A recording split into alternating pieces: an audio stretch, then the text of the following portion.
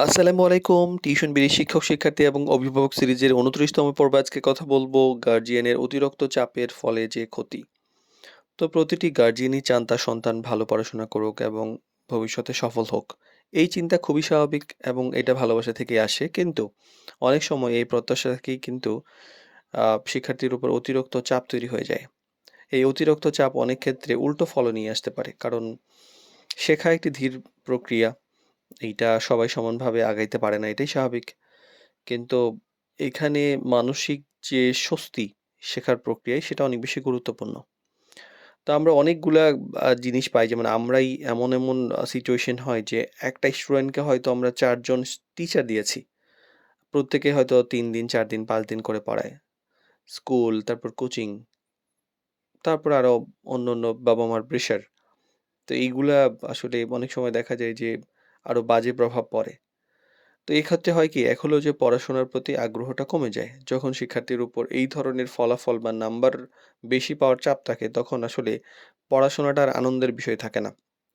তখন এটা দায়িত্ব বা ভয়ের বিষয় হয়ে যায়।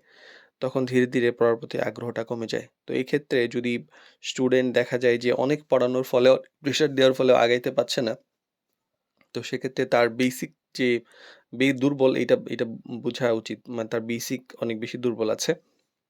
এবং সে আগের ক্লাসের পড়াগুলা বা ছোটবেলার পড়াশোনাগুলো সে মনে করতে পারছে না বা ভালোভাবে ক্লিয়ার করেনি, ফলে এখানে সে আগাইতে পারছে না। এটা একটা সমস্যা।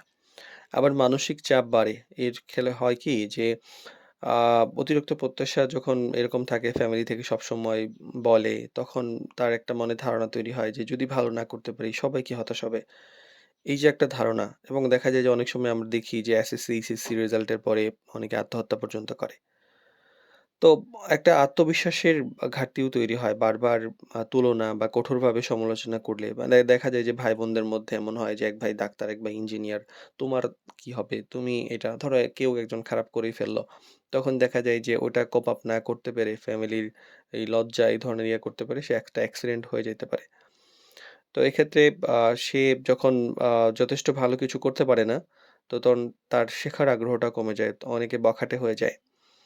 তো আবার সৃজনশীলতা এবং স্বাভাবিক বিকাশও বাধাগ্রস্ত হয়। শুধুমাত্র ফলাফল বা নম্বরের দিকে বেশি মনোযোগ দিলে শিক্ষার্থীর স্বাভাবিক যে আগ্রহ, কৌতূহল, দুনিয়ার যে কিছু ব্যাপার আছে, অ্যা এই সৃজনশীলতাটা কমে যায়। কিন্তু শিক্ষা শুধুমাত্র যে পরীক্ষা তা কিন্তু নয়। এটা একটা চিন্তা এবং বোঝার ক্ষমতাকে বাড়ায়।